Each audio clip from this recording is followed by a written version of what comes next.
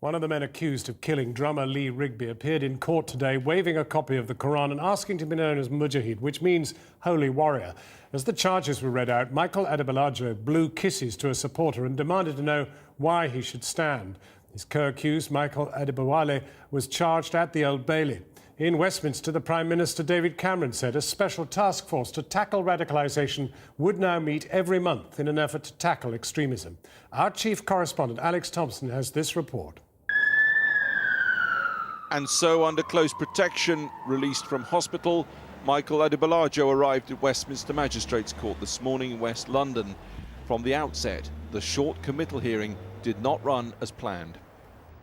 Appearing in the dock with his left arm heavily bandaged and his right hand clutching a Koran, he said at the outset that he wished to be known as Mujaahid Abu Hamza, and the magistrate addressed him by that name throughout this short hearing.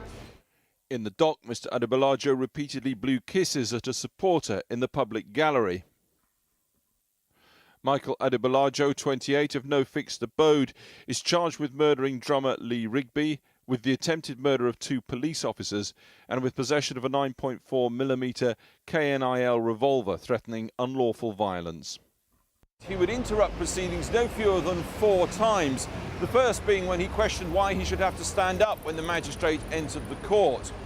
Moments later, just after the charges were read, he said, "I've not heard the charges put like this before."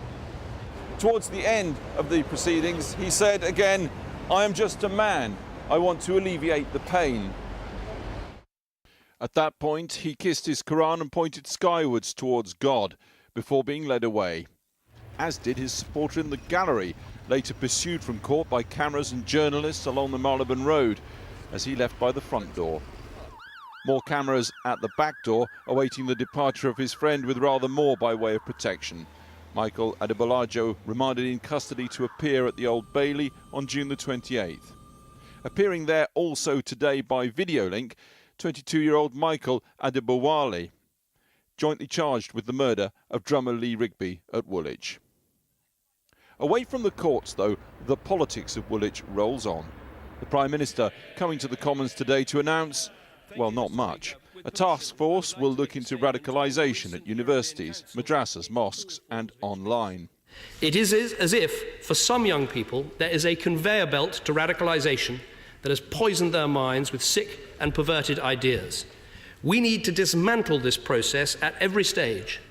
We had to wait for the substance in the Commons, and it came from former Home Secretary Alan Johnson demanding the government puts the so-called Snoopers Charter back on the agenda.